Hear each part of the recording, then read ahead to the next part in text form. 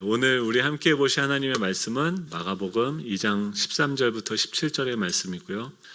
오늘이 8월 15일 아닙니까? 영적 해방의 날, 8.15 광복절을 맞이해서 8.15 영적 해방의 날이라는 제목으로 하나님 말씀 증거하도록 하겠습니다. 한 절씩 교독해서 읽겠습니다. 예수께서 다시 바닷가에 나가심에 큰 무리가 나왔거늘 예수께서 그들을 가르치시니라.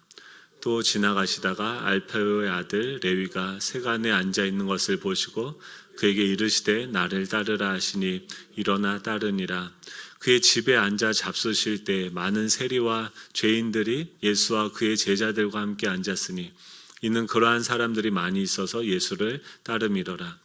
바리새인의 서기관들이 예수께서 죄인 및 세리들과 함께 잡수시는 것을 보고 그의 제자들에게 이르되 어찌하여 세리 및 죄인들과 함께 먹는가? 같이 읽겠습니다. 예수께서 들으시고 그들에게 이르시되 건강한 자에게는 의사가 쓸데없고 병든 자에게라야 쓸데있느니라. 나는 의인을 부르러 온 것이 아니요 죄인을 부르러 왔노라 하시니라. 아멘. 우리 좌우에 계신 분들과 이렇게 인사하면 좋겠습니다. 주님이 승리하셨습니다. 아멘. 우리가 성경을 보면 예수님께서 이 마가복음은 밑도 끝도 없이 뭐라고 얘기하면 회개하라 하나님의 나라가 가까이 왔느니라 라고 이야기하십니다. 지금 모든 만물의 주인이신 그 왕이 지금 자신의 그 땅으로 자신이 피조 자신이 만드신 그 백성들에게 찾아오는 거죠.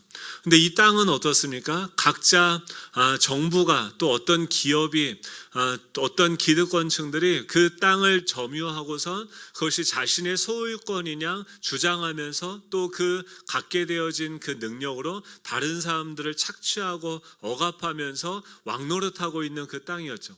지금 예수님이 오셨던 그 땅은 로마가 자신의 영역이라고 하면서 주장하고 다스렸으며 자신의 그 문화와 가치관으로 그들을 움직이는 방식으로 그곳에 역사하고 있었죠. 그런 그곳에 오셔서 지금 주님께서 말씀하시는 거예요.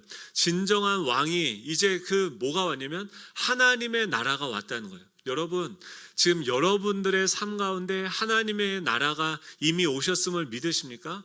하나님께서 여러분들의 인생을 주장하고 계시고 여러분들의 삶을 다스리고 계심을 믿으십니까? 우리가 그것을 믿어야 돼요. 이 생각을 빼앗기면 안 됩니다.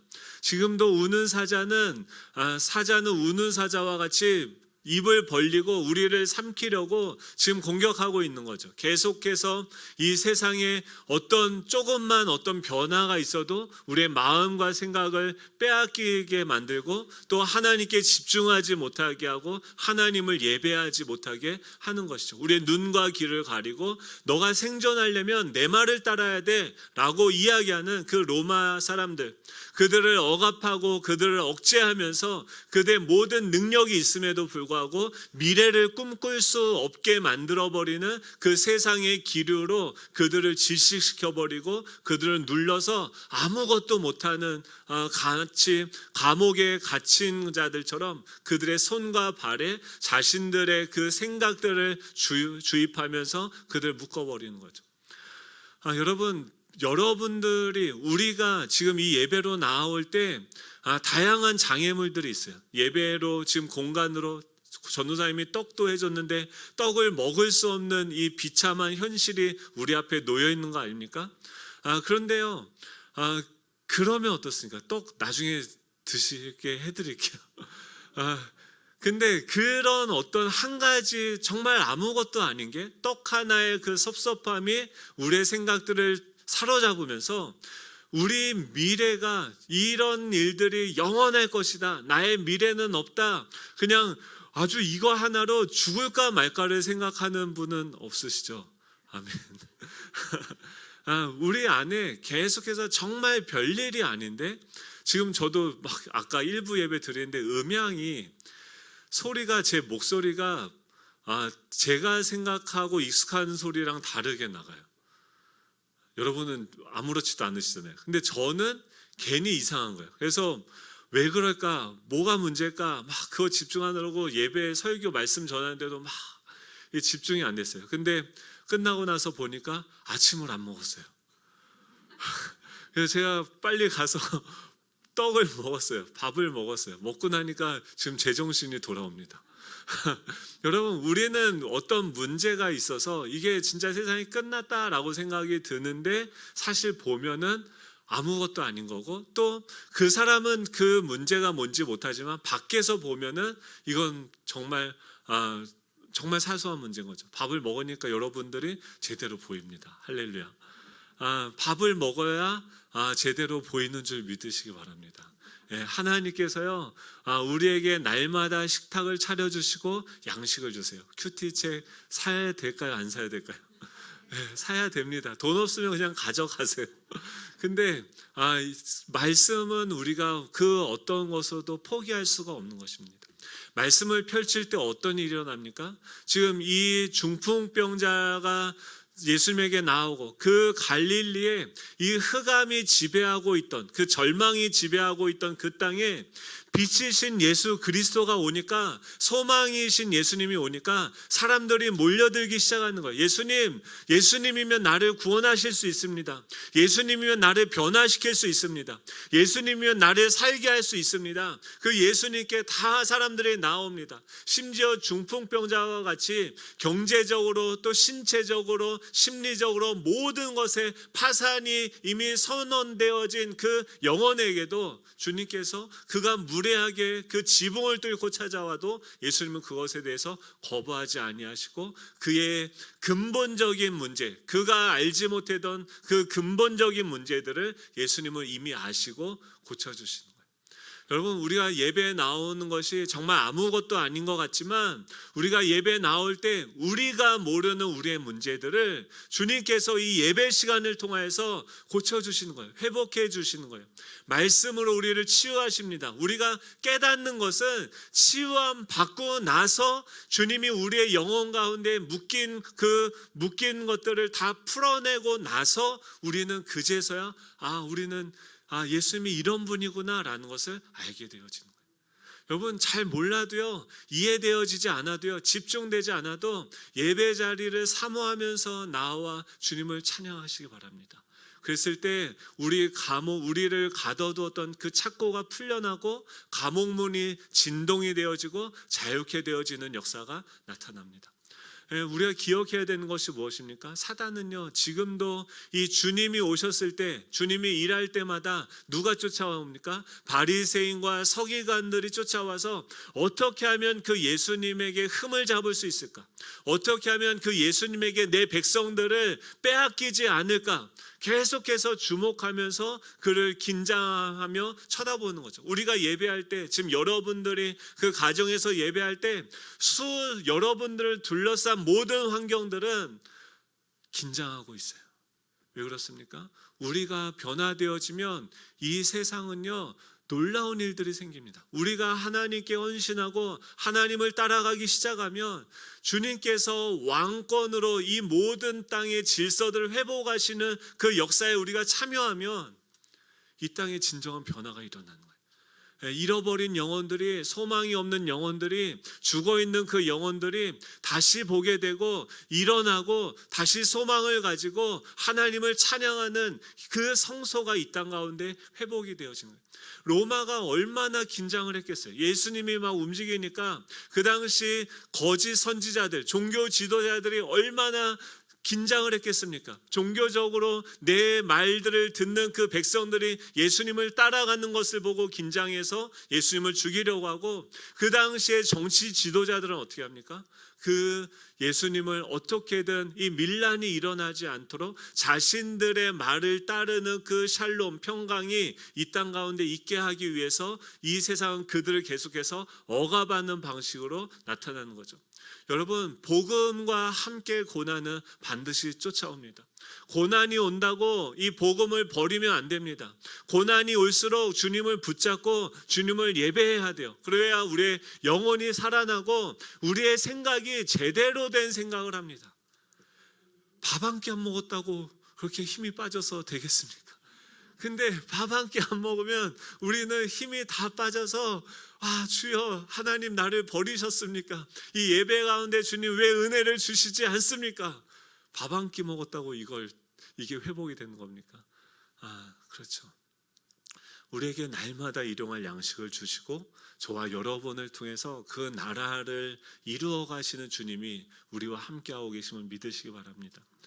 오늘 본문에는 그 하나님의 형상으로 지음을 받았는데 내가 왜 존재하는지, 내가 어떻게 살아가야 되는지 자신의 존재를 잃어버린 한 영혼이 나옵니다. 성경에서 14절에 그렇게 이야기합니다. 그는 알페오의 아들 레위다라고 이야기합니다.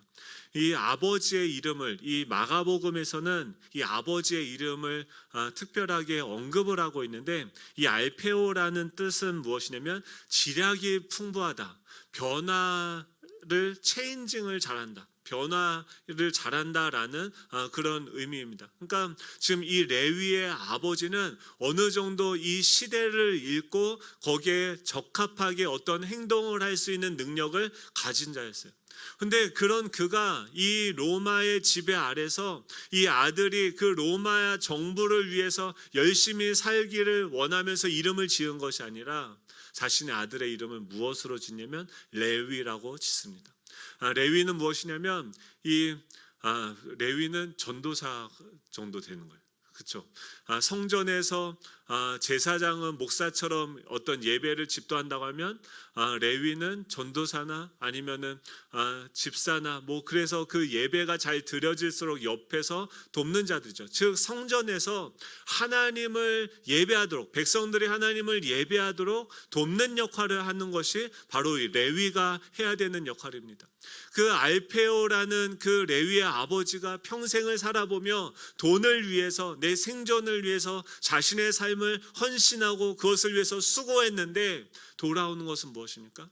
여전히 더 큰 희생을 세상은 요구하고 더 큰 능력을 요구하다가 그 능력이 다 떨어졌을 때는 어떻게 합니까? 자신을 버려버리는 그 참혹한 현실 앞에 내 아들만은 정말 영원한 것, 이 진정한 변하지 않는 그 소중한 가치를 붙잡고 살아가고 그것을 예배하기를 소망하는 마음으로 그에게 레위라는 이름을 짓습니다. 그런데 그 레위가 성전에 있어야 되는데 그 예루살렘 성전 안에서 하나님의 말씀을 보고 하나님을 예배해야 되는데 지금 어디에 앉아 있습니까? 세관에 앉아 있다라고 이야기합니다. 지금 주님이 지나가시다가 그 레위가 세관에 앉아 있는 것을 보신 거예요. 여러분 지금은 이 공무원이 굉장히 인기가 많죠. 공무원이 되면은 일단 그렇죠.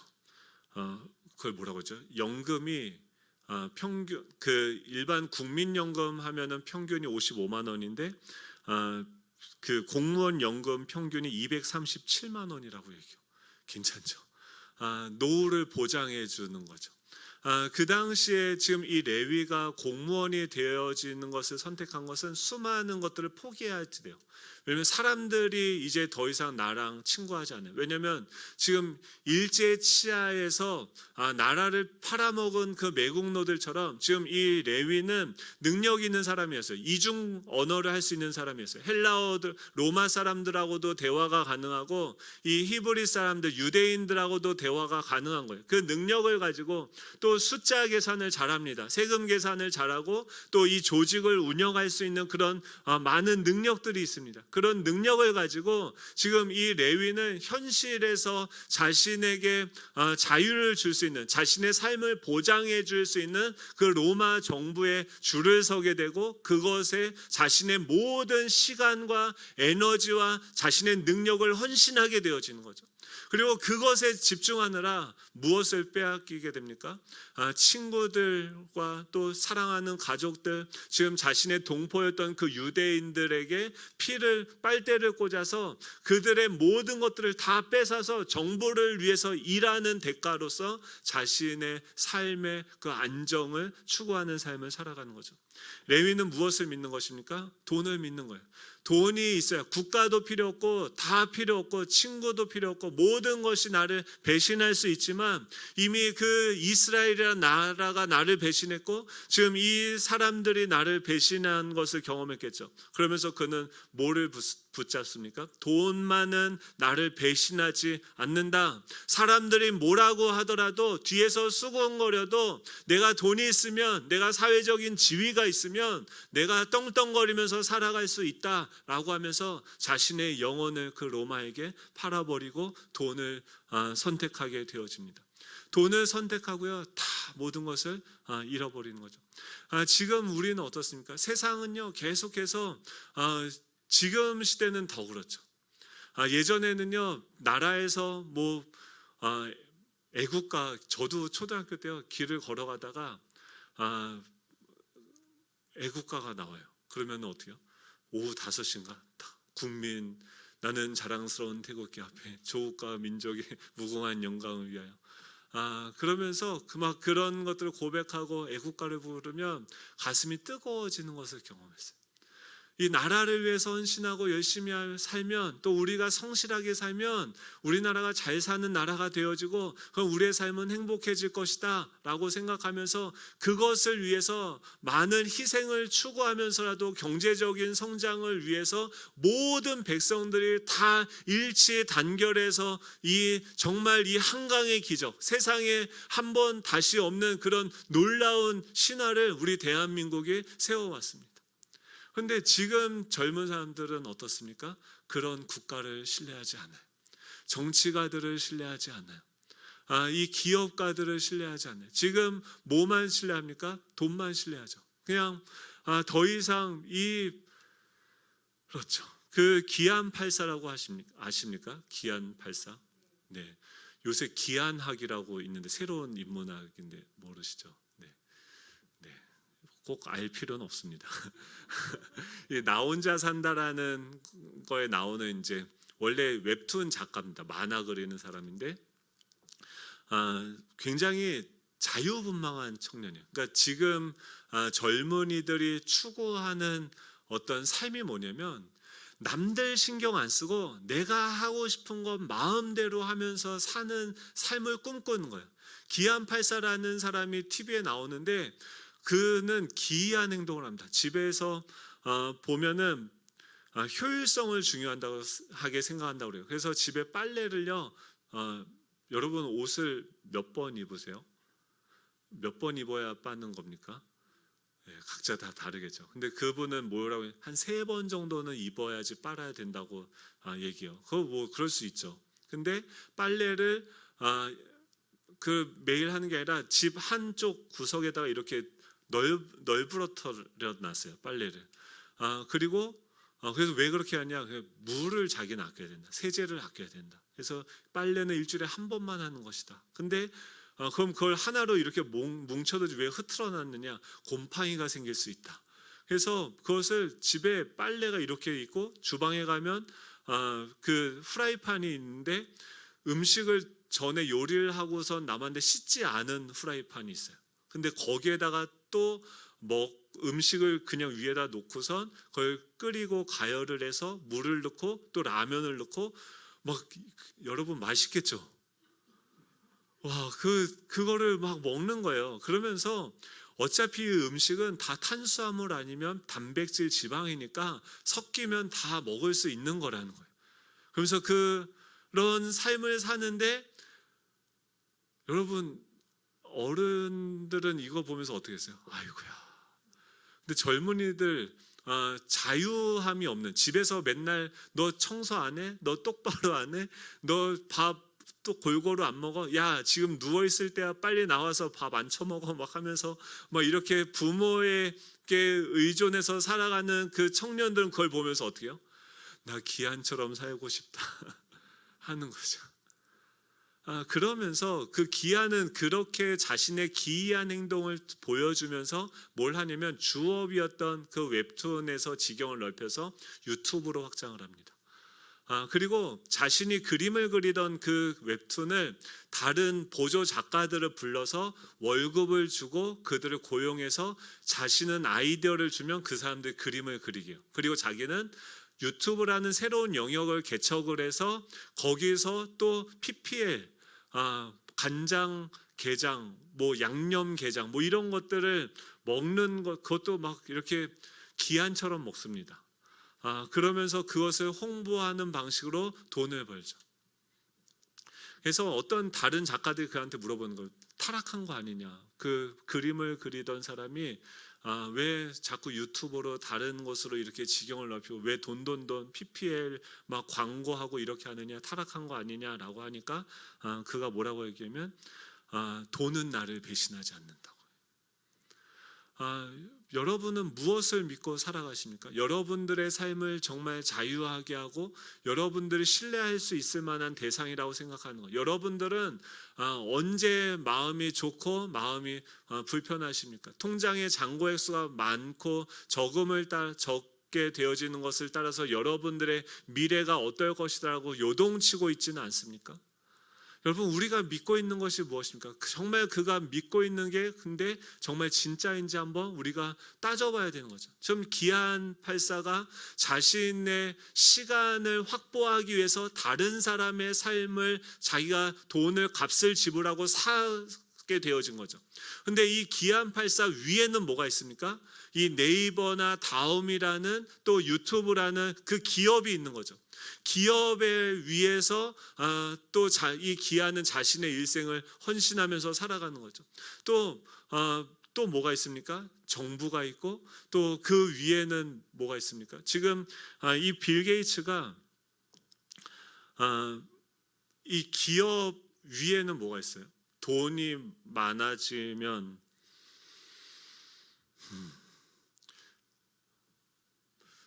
기업은 어떻게 할까요?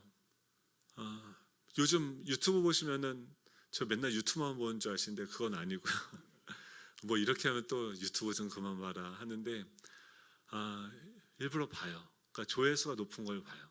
뭘 사람들이 보고 좋아하는지. 대부분이 뭐냐면 아무 의미 없이 그냥 웃기는 거. 이런 걸 보는 사람들은 어떤 사람입니까? 머리가 생각이 복잡한 사람들이에요. 그러니까 내가 아무리 생각해도 내 인생을 어떻게 개척할 수 없으니까 그냥 단순한 거, 아무 생각 없이 볼 수 있는 것들을 봅니다. 다양한 것들을 세상은 우리에게 제공하면서 뭘 뺏어갑니까? 우리의 생각을 뺏어가고 우리의 시간을 뺏어가고 우리가 그 시간에 우리가 할 수 있는 것으로 파생되어지는 수많은 창의적이고 생산적인 그 결과들, 열매들 다 훔쳐가고 있는 거죠. 그것에 알지도 못하고 다 빼앗기는 거예요. 세상이 어떻게 합니까? 유튜브를 보면 어떻게 부자가 될 수 있는가? 능력 있는 사람들에게는 어떤 식으로 유혹을 합니까? 말 잘하는 사람을 앞세워 너의 모든 돈을 다 투자해서 주식을 사라고 이야기합니다. 집도 사지 말고 차도 사지 말고 자신도 그냥 일반 대중교통수단을 이용하는 것을 본으로 보여주면서 자신의 그 통장에 찍혀있는 잔고가 이만큼이다라는 것을 보여주면서 그 사람들에게 자녀 교육도 시키지 말래요. 그냥 학원도 보내지 말고 그것으로 그 자녀를 위해서 주식을 사서 해주래요. 그래서 작년에 올 한 해 삼성전자, SK 하이닉스 이 두 가지 회사가 우리나라에서 주식 가장 1, 2위를 이야기하는데 삼성전자에만 올해 우리나라 시민들이 투자한 돈이 26.5조입니다. 그것을 믿으면서 그 주식을 살 때 그 세상이 가르쳐 주는 것으로 그 주식을 사면 기업이 나를 위해서 돈을 벌어줄 거라고 믿는 거죠. 그리고 그 조금씩 수익을 주면은 그걸로 내가 잘 살 수 있을 거라고 하는데 사기꾼들이 가장 잘 쓰는 수법이 뭔지 아십니까? 1억을 빌려달라고 그래요. 그럼 매달 200만 원 수익을 준다고 얘기해요. 이자를. 그리고 이 사람 저 사람 1억 뭐 하면은 한 5억 되겠죠. 진짜 100만 원씩 200만 원씩 줘요. 어느 날 잠적해요. 삼성전자는 영원할까요? 삼성전자 지분 구조를 보면 거기에 또 블랙록이라고 하는 외국인 지분이 56.45%예요. 그 삼성이 돈을 벌어도 그 이익을 가져가는 것은 다 외국인이라는. 삼성의 주인은 누굽니까? 이재용 회장입니까? 아니에요. 거기 안에는 또 외국 투자 블랙록이라고 하는 그 투자 회사가 있는데 그 회사의 자산은요 삼성지분의 5%를 가지고 있는데 삼성이 돈을 벌면 5%는 거기서 가져가요. 근데 그 블랙록의 자산이 8,400조예요. 우리나라 1년 GDP가 얼마인지 아십니까? 1조 6천억 달러예요. 1,300조 정도 되는데 그거에 한 6배 되는 돈을 굴리면서 이걸 샀다가, 그래서 이재용 회장이 이제 출소하면은 왜 사람들이 다 염원을 하면서 그 삼성의 총수가 나오길 원합니까? 지금 26.4조를 그에게 투자했단 말이에요. 근데 감옥에 있으면 안 된단 말이에요. 그러니까 국민들의 정서나 또 이 경제 정의를 위해서 그가 나와야 된다라고 이야기를 하는 거예요. 그래서 나왔는데 주가가 10% 하라 그랬습니다. 왜 그래요? 외국인 투자자들이 돈을 다 빼가는 거죠. 이게 언제까지 갈까요? 그 당시 로마도 영원할 것처럼 그 로마 영원해 보이는 그 나라에 투자라고 이야기하는 거죠. 또 그 밑에 있는 종교 세력들은 뭐라고 얘기합니까? 이 나라가 아니라 이 종교에 너희들 투자해라. 너희들 더 열심히 예배하고 헌금을 갖다 내고 종교적인 행동을 해야지 너희들이 살 수 있을 것이다. 능력이 있는 이 세리 레위와 같은 사람들은 열심히 일해서 로마 시민 가운데 들어가서 그들을 위해서 일할 것이고 거기에 대한 대가를 받을 것이고, 그 능력이 안 되는 사람들은 종교에 가서 종교로 위안을 받는 그런 사회적인 구조를 가지고 있었어요. 근데 뭐예요? 다 속이는 거죠. 누가 그 백성들을 위해서 일을 합니까? 누가 그 백성들을 위해서 자신의 것을 나누어 줄 수 있습니까? 결국 그 종교 지도자들, 그 로마 정부가 생존하기 위해서 그들이 가지고 있는 시간과 에너지와 그 모든 것들을 다 빼앗아 가는 것 아닙니까? 지금도 유튜브가 얼마나 많은 우리의 시간을 도둑질하고 그것을 팔아서 광고주들에게 수익을 얻습니까?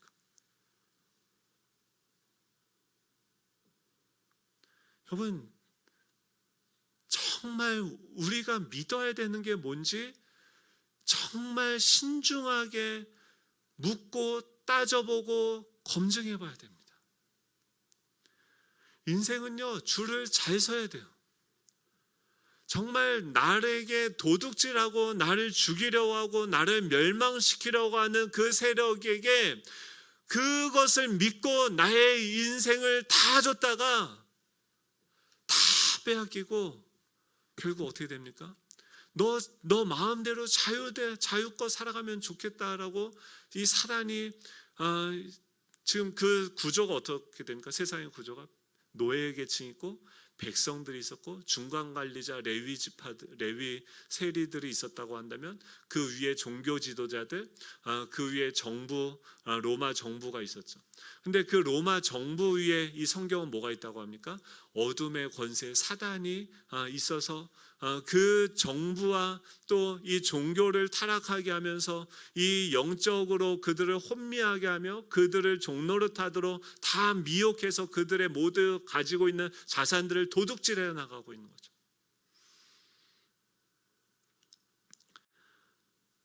근데 빌 게이츠가 이번에 바이든이 미국 대통령이 되고 나서 기후변화 대응에 1조 7,500원을 지불합니다. 빌 게이츠가 세계에서 제일 가는 부자거든요. 근데 왜 기후변화에 1조 7,500원을 그냥 착해서 그럴까요? 아니에요. 부자고 내 재산을 가지고 영원히 그 왕국을 누려야 되는데 지금 우리의 삶의 터전인 이 지구가 어떻게 해요? 병들었어요. 그러면 그 사람들이 얘기하는 탄소 중립, 이 기후 변화 이것에 대해서 이미 자기들은 돈 벌 거 다 벌고 다 파괴해 놓고서 이제 그것에 대한 부담을 또 사람들에게 지우면서 어떻게 합니까? 또 다시 투자하라고 하죠. 코로나는요, 지구가요, 지금 중국에 홍수가 나고 유럽에 정말 앞으로의 이슈는 이제 폭염이래요. 코로나보다도 이제 앞으로 우리가 두려워해야 되는 것은 이 폭염이고, 점점 지구 온난화로 인하여서 모든 사람들이 다 살기 힘든, 지금 지구가 불타오르고 있어요. 서로 간에서 경쟁하는데 그 열기에 인해서 지금 지구가 다 아파 신음하고 있는, 여기서 어떻게 우리는 살아갈 수 있습니까? 그것에 대해서 주님이 뭐라고 해요? 하나님의 나라 천국이 가까이 왔느니라, 회개하고 복음을 믿으라 라고 얘기해요. 이 경제인들도, 나라도, 지금 뭐 제가 경제인들만 안 좋은 것처럼 얘기했는데 정치인들도 똑같죠. 그것도 얘기하려면 하루 종일 얘기해야 돼요. 국민을 위한 정치인들이 어디 있습니까?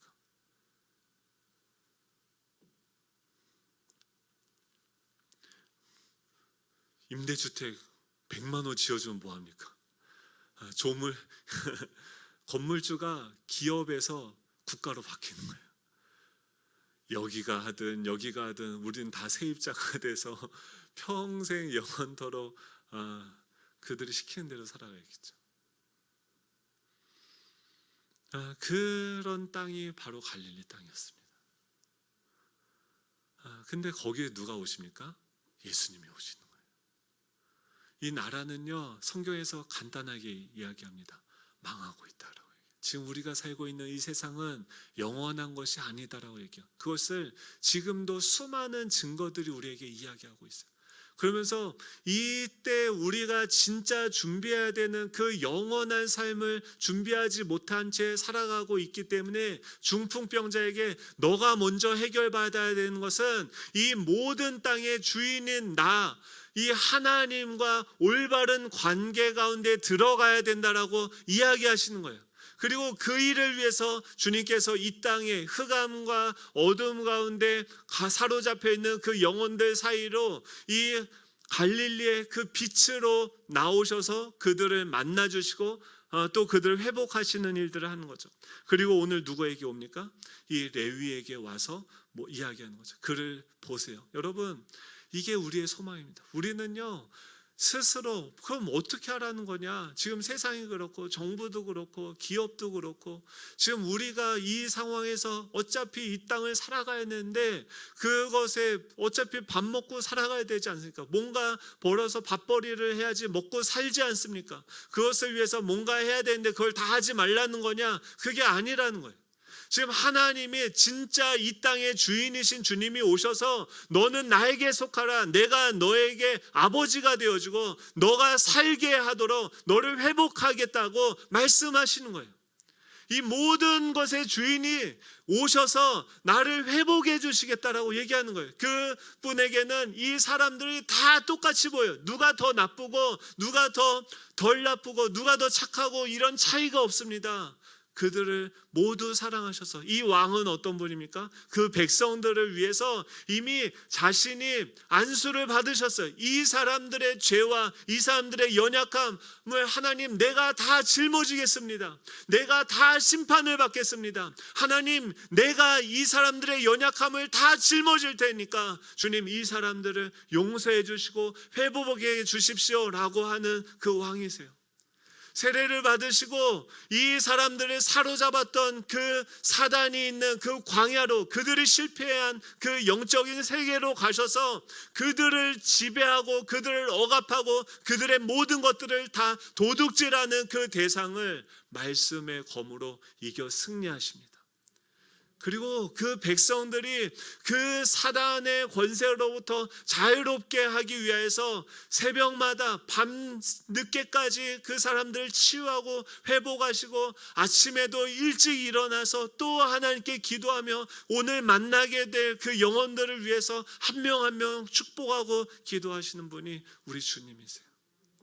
그분은요, 능력이 있어요. 말씀 하나로 죽은 자를 살리시는 분이에요. 말씀으로 중풍병자를 다시 회복시키세요. 그의 영적인 회복뿐만이 아니라 정신적, 심리적, 경제적 모든 것들을 다 회복하시는 분이에요. 레위한테 뭐라고 합니까? 나를 따라와라. 나와 함께 이 요단강을 건너가자. 내가 이 가나안 땅을 너에게 이미 너에게 명의를 너의 이름으로 해놨어. 이 땅을 너에게 선물로 줄 거야. 우리는 뭐 하면 됩니까? 그 하나님께 예수님을 나를 따라오라고 하는 그 주님을 따라서 그분이 걸어가시는 그 요단강을 건너서 그 땅을 취하면 돼요. 근데 우리가 말씀을 보려고만 하면, 기도를 하려고만 하면, 이 하나님이 우리에게 주신 그 선물들이 무엇인지 확인하려고 하면 세상은 우리를 유혹하고 미혹하고 또 우리에게 두려움을 주어서 하나님께 집중하지 못하게 만드는 거죠. 주님이 오셔서 뭐라고 합니까? 나를 따라오라라. 이 말은 뭐예요? 내가 널 자유롭게 하고 내가 너의 잃어버린 그 레위 신분을 다시 회복할 것이다 라고 말씀하세요. 여러분, 이분이 저와 여러분과 함께하고 계시는 줄 믿으시기 바랍니다. 동시에 사단도요, 우리를 유혹해요. 재밌는 유튜브, 재밌는 어떤 맛있는 막 친구가 페이스북에 올리면 또 굳이 그거 부산까지 가서 먹어야 되는 거잖아요. 돈 벌고 그거 먹으러 가느라 무엇을 뺏깁니까? 주님을 따라가면 얻을 수 있는, 누릴 수 있는 그 기쁨을 빼앗기게 하는 거예요. 제가 이번 주에 그런 마음이 들었어요. 말씀을 계속 연구하는데 이 말씀을 보다가 저도 이제 지금도 막 설교하면서 인용하고 막 이러지 않습니까? 근데 유튜브를 봐요. 그래서 저는 합리화하는 게 뭐냐면 아까도 약간 합리화를 했죠. 사람들이 을 미혹하고 쫓아가는 게 뭔지를 내가 파악하기 위해서 유튜브를 본다. 그래서 내가 유튜브를 보는 것은 정당하다고 아내한테 항변합니다. 그러니까 우리 아내도 유튜브를 보더라고요. 우리 애들도 유튜브를 보고 어떻게 그런 건 안 가르쳐줘도 잘 배우고 막 따라합니까? 근데 이제 코로나고 너무 어려운 거예요, 상황들이. 그리고 앞으로도 지금 이 변이가 일어나고 막 하는 게 돌파할 수 있는 길이 쉬워 보이지 않아요. 근데 유튜브를 보는데 유튜브가 좋은 것도 있어요. 예전에 그 조용기 목사님이 45세 때 저 나이 때 영상에서 설교하는 걸 보는데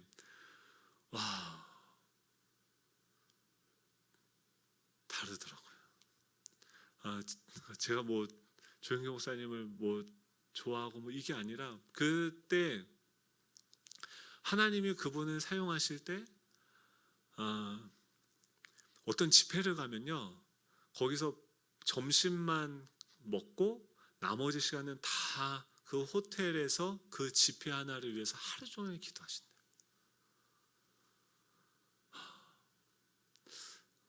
왜 그럴까요? 제가 유튜브를 봐서 성도들의 아픔과 뭘 좋아하는지를 파악한다고 해서 제가 할 수 있는 게 뭐가 있습니까? 아무것도 없어요. 그 시간에 그 한 분 한 분을 위해서 내 기도 제목을 가지고 하나님한테 더 나아가는 게 더 유익하지 않을까요? 그분에게 지금 역사하고 계시는 그 하나님을 말씀을 통해서 보고 그것을 증거하고 또 그들을 사로잡고 있는 예수님이 하셨던 일은 세속적인 일이 아니었어요. 예수님은 하루 종일 그 신방하고 말씀을 보고 기도하시면서 그 하늘의 자원을 가지고 충만해지고 그것을 풀어서 이 땅 가운데 풀어가는 일을 하세요. 이사야서에 보면은 주님이 뭐라고 하면 흑암에 행하던 백성들에게 나오라고 하시면서 나의 추수하는 즐거움과 탈취물을 나눌 때의 즐거움에 같이 하자. 지금 주님이 오셔서 하시는 게 뭐냐면 추수하는 거예요. 자신의 택한 백성들을 탈곡하는 거예요. 그 잃어버린 영혼들을 다시 살리는 일들을 하세요. 그리고 빼앗겼던 그 물건들을, 빼앗겼던 그 자원들을 다시 빼앗아서 자신의 백성들에게 나눠주는 일을 하세요. 누가 이 만물의 주인이십니까? 바로 예수 그리스도가 왕이세요. 주인이세요. 그분께서 이 탈취물들을 빼앗아서 우리의 빼앗긴 시간, 우리의 존재, 우리의 사명, 이것들을 빼앗아서 다시 나눠주시는 거예요. 그 일을 같이 하자라고 주님께서 저를 부르셨고 우리를 부르셨어요. 여러분, 무엇을 따르고 계십니까? 여러분, 이미 우리는요 자유케 됐습니다. 이미 그 주님을 예배할 수 있습니다. 죄가 여러분들을 유혹합니까? 할렐루야. 여러분, 그 죄 옆에서 그를 짓밟고 승리하신 주님도 함께하고 계심을 보시기 바랍니다. 죄의 유혹과 주님이 같이 오시는 거예요. 여러분, 그 주님을 예배할 때 우리는 이 난세를, 이 어두운 이 갈릴리의 큰 빛이 되어서 이 땅을 영화롭게 하는 교회가 될 줄로 믿습니다. 우리 그런 욕심을 가졌으면 좋겠어요. 우리 지금 다 어렵다, 힘들다 하고 지레 포기하고 다 절망 가운데 내 자신을 내어줘서 내 시간과 모든 존재와 그 사명들을 다 허비하지 마시고요. 때가 악합니다. 시간을 건져내야 돼요. 하나님께 우리 자신을 내어드려야 돼요. 그 주님은요, 우리의 먹튀하지 않으세요. 우리가 드리면 그것을 통해서 자신의 영광을 나타내 주십니다.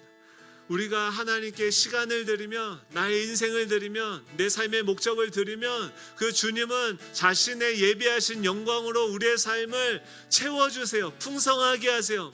우리의 주인은 우리의 양으로 인하여서 생명을 얻게 하고 더 풍성하게 얻게 하시기 위해서 오셨고 지금도 일하고 계십니다.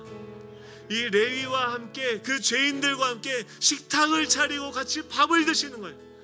그들의 허기를 채워주시는 거예요. 진정한 자유, 이 기안84가 줄 수 없는 진정한 자유, 진정한 만족을 그 주님께서 상을 차려서 주시는 줄로 믿습니다. 우리 이 하나님의 주시는 이 부요한 영광을 누리며 또 이 땅을 변화시키는 우리 예수정한교회 되어지길 소망합니다. 우리 찬양할 텐데요. 교회여 일어나라. 우리 다 같이 일어나셔서요, 같이 선포하면서 나아가면 좋겠어요. 교회여 일어나라. 교회여 일어나라. 그 정도로 일어나겠습니까? 다시 한번요. 자, 심호흡을 같이 하시고 제가 선창하면 같이 따르는. 교회여 일어나라. 교회여 일어나라. 교회여 일어나라. 교회여 일어나라. 이 땅아 일어나라. 가정아 일어나라. 가정아 일어나라. 다음 세대여 일어나라. 다음 세대여 일어나라. 우리가 선포할 때 하나님께서 그 일들을 이루어 가실 줄로 믿습니다. 우리 찬양하면서 주님을 예배하며 나아가도록 하겠습니다. 나라와 권세와 영광과 능력이 영원